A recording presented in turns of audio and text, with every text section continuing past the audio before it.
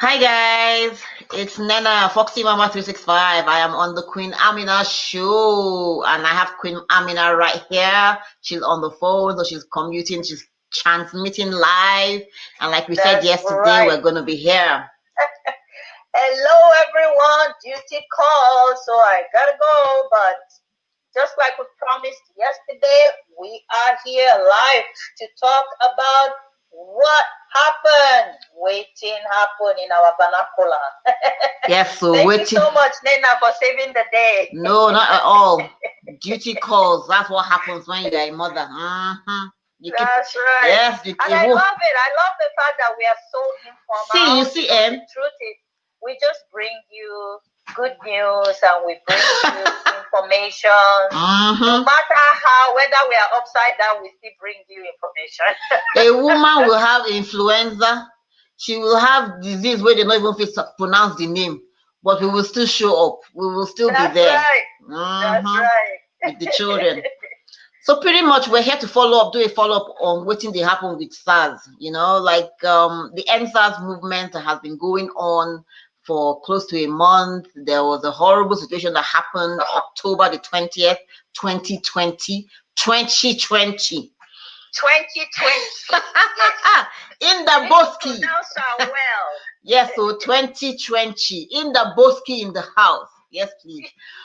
So after that situation, it was a really horrible situation thing that happened in which some Nigerian youths lost their lives, and a few people were broadcasting last, notably DJ Switch. A lot of Nigerian youths ended up in the hospital. The 545 demands, we're still looking. Well, the more we look, the less we are seeing. And we want to talk about it. We want to do a follow-up to, because like what is going on? What is happening? Where are government people? What is going on pretty much? That's where we are. Swin, over to you. And then the most annoying thing is waiting to happen. Nobody they talk about it. And it looks like everything where these good people don't start. It be like say the thing just come to an abrupt end, just like that. So it's left hanging. Whether they gain results or they don't gain results, nobody know. So now waiting we want to talk about today. How far Ogabubu, where it take the thing reach. Before when it first come, now so these our Chibok innocent girls. They talk. Then the thing just come to an abrupt end. Up to today, we don't know whether they get the children back or they don't get the children back. The thing just quiet. This entire process. Now, one thing where we say, I go advise all of us, including myself, make it not be waiting. We go just let them die down like every other thing where they happened before. This one, we need to see the results. The most important reason is because we see a lot of young, innocent lives that was lost during this NSAS process. And if we Nigerians, we not start something where we could ever finish, then there will never be an end to this oppression. True. You understand what I mean? True. So we go use this entire thing as an example, not for just this generation, but generations yet unborn, to say that anything where young people put their hand together in one unity, say they will achieve results. So we not go let this one go just like that. Andrew will come here today. Okay. So, but the matter I be say, I'm waiting that they talk right now. Allegedly, all of this is allegedly. No hold me, no call me. I don't get money. See me. I don't answer. The matter waiting with the here now. We say the government allegedly they carry CBN, tell CBN governor, make them they use banks, they close people account. How can that be democratic? Isn't that an illegal thing to do? Like you just wake up and then you tell the CBN governor to use the banks, and then the banks. How do you, as a bank, close somebody's account and make it inactive? For what reason? You said CBN gave a mandate that those accounts should be shut. Were they being used to funnel Boko Haram money? No. Were they being used to funnel monies from different terrorist groups? No. These are allegedly, these are people that all they did, these are innocent people that whose accounts, how does our government, Queen, please answer. How, as you are part of the government, how do No, I go answer you. I go answer you. Go ahead. Go ahead. how does our government, how can they justify using CBN and the banks, GTB, well, let me not call names, but some of the banks, Access banks and whatever other banks are being used to shut down accounts that belong to alleged people that were involved in the NSAS movement. What do you think? See, like you lightly put it in a very nice way, and that's because you're always a very nice person. When you say it's illegal what they are doing, illegal is an understatement. It's wickedness from the pit of hell, because some of these accounts, well, not some, anybody that puts a money inside account, that person puts the money there so that they will fit use and when they need them. You understand? Either for food or for hospital bill or to help a family member for any reason. Now, the reason why person go put in money for one place, call bank, say, make the money here, so when I need that, we use them. Then all of a sudden, you wake up one day, say, okay, that money where you work hard, where you put there, I not going to let you get access to them again just because of my own selfishness or my own reasons why I think you should not have access. So it's wickedness. Okay, so when you say how can government justify, there's no way, there's nothing to justify wickedness. True. You understand? True. How you go justify wrong? Okay? So it's just that we live in a world today that wrong has become right and right has become wrong. If you look at the system in our country, not just our country, all over the world now, anything where person say this thing are the right thing, nobody they agree. But if you come out with one crazy madness, everybody will follow you. So take for these people where they block their account, like you rightly say, we have not yet been able to prove that this is what is happening. But in our country, now where they listen now, if you know where we come from, you know, say no smoke they ever come from that country without fire. That's so true. I'm pretty sure the fire is burning. It's just people they fear to come out, say, see, me, they block my own. We never get that person. But it is true that these things that they are saying is possible. You understand? It's not just possible, it is true. It is really happening, even though it's all this is alleged, but there have been people that have said, oh, my account, I cannot use my money, my funds, and they said, I think they put out that they use the court to say, oh, they can do this for 6 months, and after 6 months, the CBN can go back again to court and roll it over, so the accounts will be blocked for 6 months. It's very wrong. It's wrong. It's very sad. It's very sad. That I don't want anybody to call freedom and democracy for Nigeria, because there's none. Yeah, I totally agree. Only because, do you remember there was a cartoon? Unfortunately, I'm not going to play that cartoon. Maybe I might put it in later. In which Buhari was saying part of his things, the agenda for his plans was to treat Nigerians, like himself, that we're going to work with the laws and we're going to use the constitution. There is nowhere in the constitution of Nigeria that says that prevents freedom of protest. Protesting is people's rights, so long as they're doing it peacefully, and that is what they were doing. So then how can you now come at them using, the central bank? It's kind of sad. Yesterday, I was reading a statement. Let me read that statement again. It was a statement from our Oga, the chief. Please, sir, don't be angry.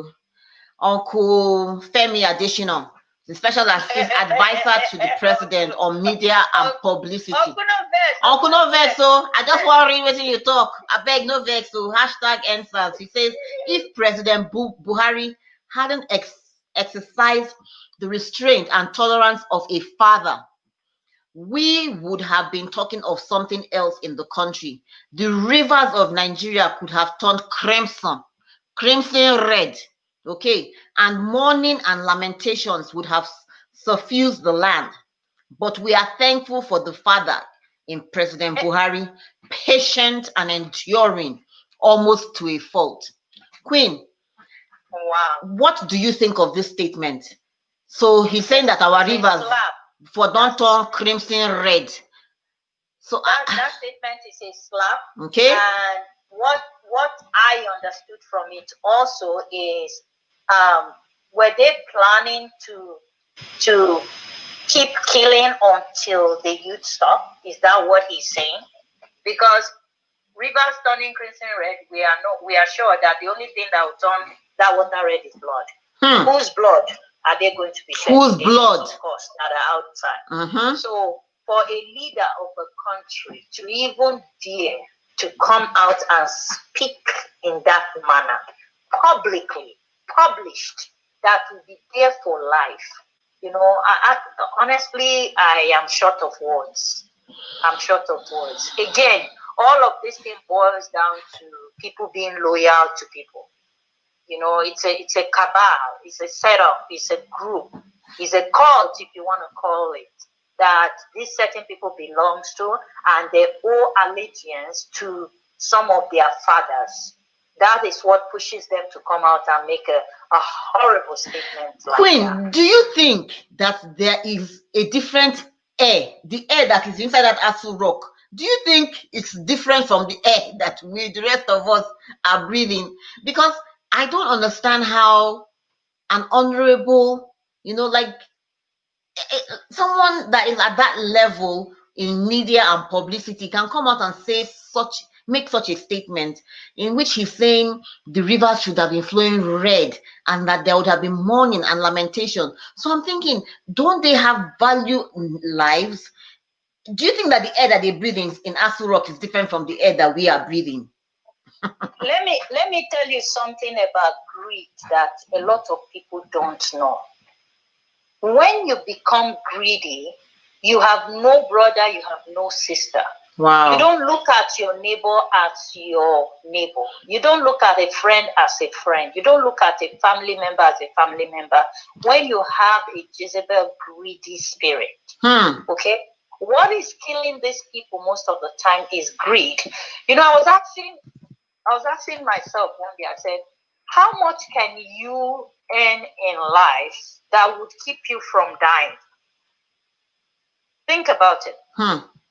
Is there any amount of money that you say, okay, if only I can just get to this point in my life, then you will not be sick, you will never die again? The answer is none. No matter how much money you acquire in this life, you are still going to someday die. And when you die, you are going to be buried in the same ground that the poor man is buried.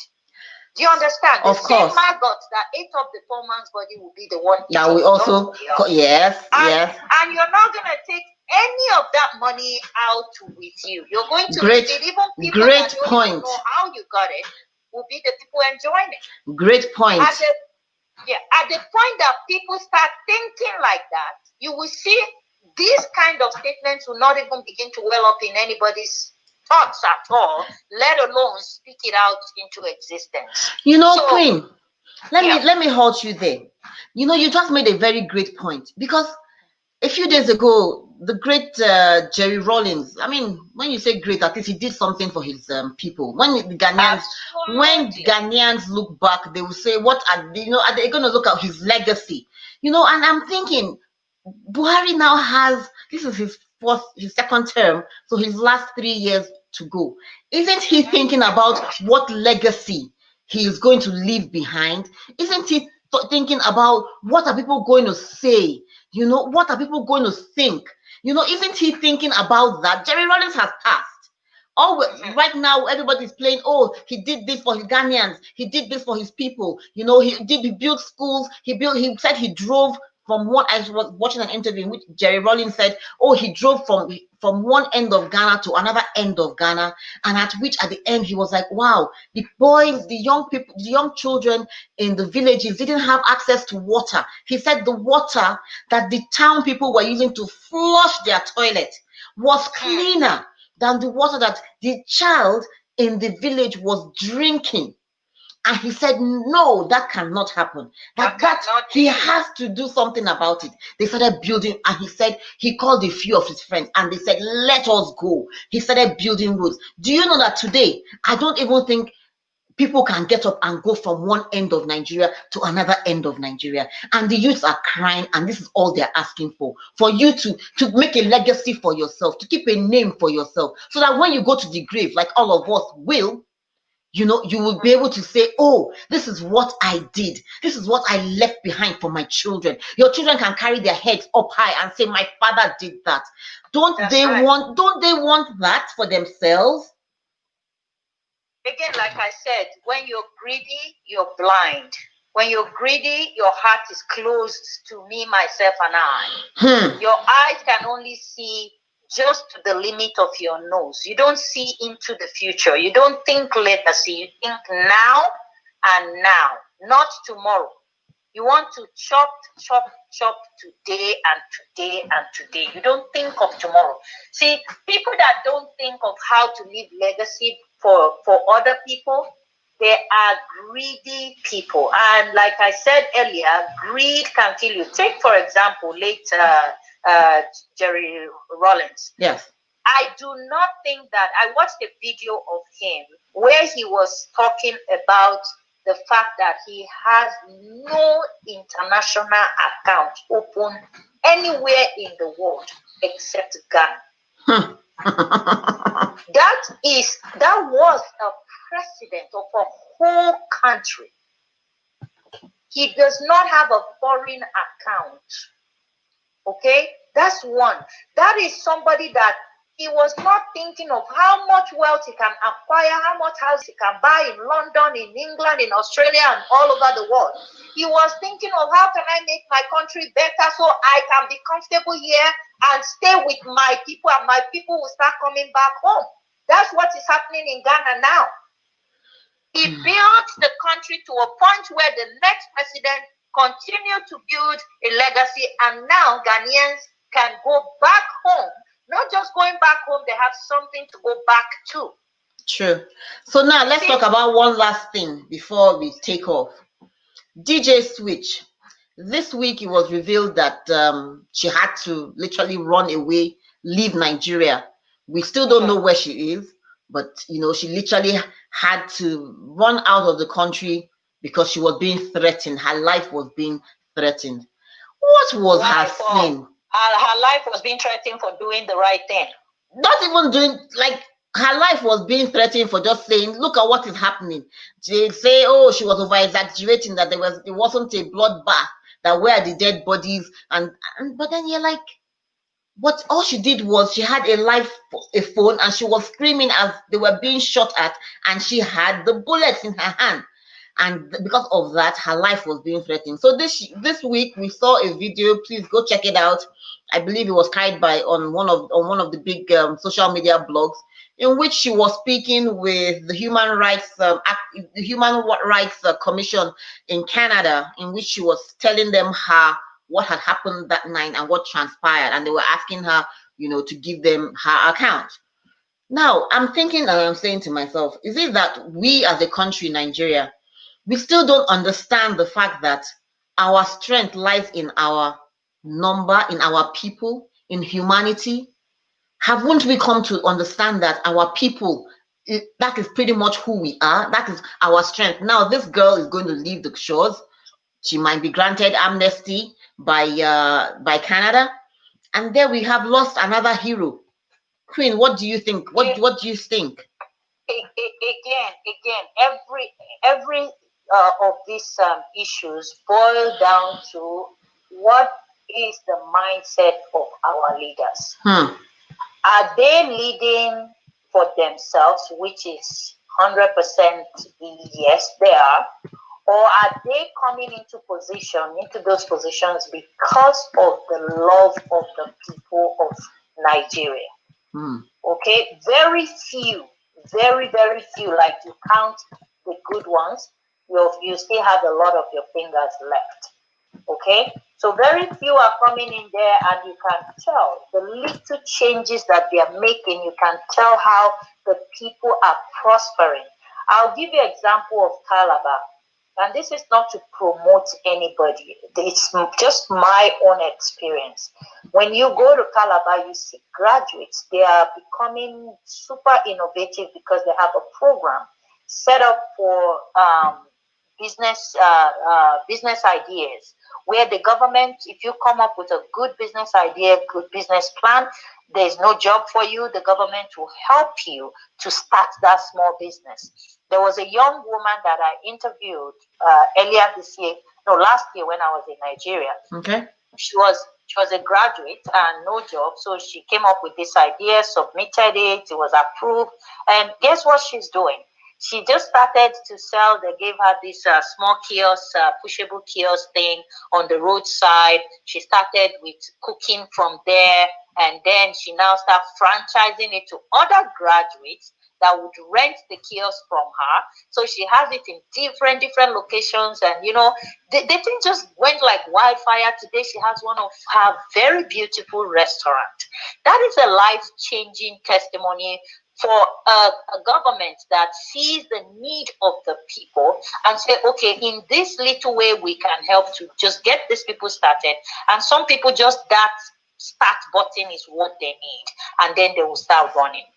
Versus you see other places, other states in Nigeria where graduates will be sitting on the streets begging for food for years, no food. Some of them end up becoming, robbers and just nuisance in the country, in the community, because they are idle. Do you see what I'm saying? So why are these people leading? Everything boils down to that. What is their mindset of why they are in the leadership position? Is it for the people or for themselves? That's Once a good that question is answered, they will be able to save heroes like DJ Switch, because somebody will see the good in a child like that was able to pick up something like that. You would sit her down, and say, why do you think it was important for you to do that video that time? You reach into the mind of that child. There might be something greater inside of that child. You can use this as a medium to communicate and channel that energy towards something positive. You might just bring a diamond out of that person.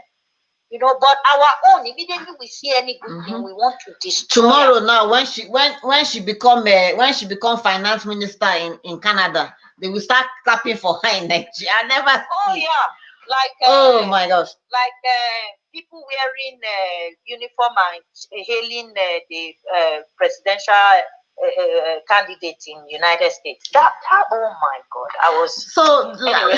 Let's not. So I was listening. If I will ask everybody to please check out Sahara Reporters, in which there was the panel. They've been trying to showcase the panel, Lagos State panel that is of inquiry towards the Lekki incident. So we should not call it massacre. So for the Lekki situation, and in it they were querying and speaking with the military, the representative from the military. The military had their lawyer, and there were some other lawyers. But I noted that I did not think that anybody was there representing the young people. I might be wrong. Have a panel. They will have a panel representative for the young people. I might be wrong, but when the questions were coming out, it seemed to me they were going back and forth about whose role it was, whether Sanwo-Olu requested for the military presence to be there, or whether he demanded for the military presence to be there.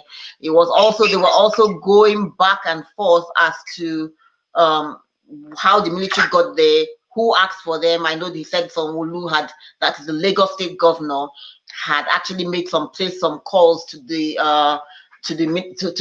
president or the chief of staff, and then he didn't get through, and eventually, so they were saying pretty much they're just trying to go back and forth as to why the military was there. I don't know. I don't see whatever reason. I don't see the truth why the military were there. The military were supposed to be only there to protect. Well, so those are now the questions. But I'm asked. My thing is, if you don't have people representing the youth, if the youth are now going into hiding because they are being threatened, then how are they going to have representation? How can there be anybody there, any governor there, any lawyer there to represent them? I don't know. It just all seems like they're going back and forth between the president and the Lagos State governor as to who is to take the blame for that, for the killings, or for it's just it's all, the more we look, the less we see, and it's unfortunate that the government not only using. You remember that video we talked about? First of all, the gentleman said that they will send the military after you guys. Then they will begin to threaten people's lives and begin to arrest people. Then after that, they will try and come with money to try and bribe. And this is exactly what is playing out. Queen, in closing, we've been here for almost 40 minutes. How would you, where do you think, what do you think, what do you think the next step should be? Well, for me, first of all, I still want to say a very big thank you for the eye-opening protest that this youth came up with, showing the true fact that once they come together in one unity with one purpose and one focus and one goal, something will change.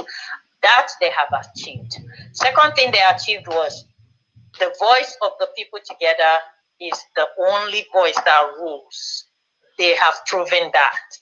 Okay, and I want to encourage them that they should not relent, they should not quit. They should not quit the fact that they have every right to continue to demand for a change to a better life in Nigeria. They have to continue to demand for that. Whichever way they're going to do it peacefully.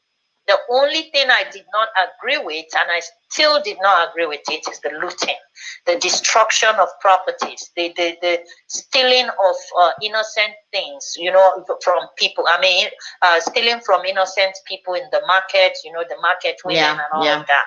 I don't agree with that. No. But whichever way they can continue to make their voice being heard, not just in Nigeria, but all over the world. Thank God for the electronic age, even though they're threatening to take away their freedom on media, they should not allow it. Let them continue to speak up peacefully. Let them continue to speak up peacefully. And also, one thing that I did not see, maybe it's there, but I didn't see it, is a clear plan of where this was supposed to end. Yeah. They should have a clear plan. What they want, how they want it, and when they want it. I totally agree with you. Okay. Thank you so much, Queen. Thank you so much for having me on your show. It's always been a delight to be on. We've almost exhausted our time. Oh, we've actually been here for almost 28 minutes right now. So we have just 2 more minutes. Thank you so much for saving the day. Not at all. Thank you so much for having me. I think in closing, I'm just going to continue to say that those of us in the diaspora, this is the only thing that we have. We have our voices. We might not be on ground to carry the torchlight and to, stand and, yell and be but we can keep speaking, we can, and we'll continue to speak. They That's can try at least they cannot you cannot seize my internet here, okay? You can't take my Twitter account here, okay? Because guess what? There are laws that are against such things. You cannot silence me. Yeah, you can't do nothing. You can only close down my GTB or my First Bank account, all those cake. I like GTB, okay? Stop. Yeah, but it is kind of sad, it's just sad to see and sad to watch. And this was a great movement. The NSAS movement was a great movement that, they were not hoodlums. They were young people just demanding for a better Nigeria. And that's right. If the president and the government had actually sat down and looked at them, they would have achieved much more, and it would have been to the government's glory if only Buhari can understand that that fight was actually for him, to create a legacy for him, and something he, yeah, but it is what it is. Thank you so much for being here with us, Queen. Go right ahead and give your closing.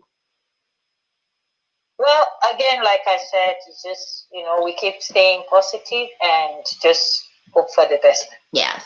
Thank you so much, everybody, for tuning in. Be sure to like, subscribe, check out the Queen Amina Show. Also, check out Foxy Mama 365, all on YouTube.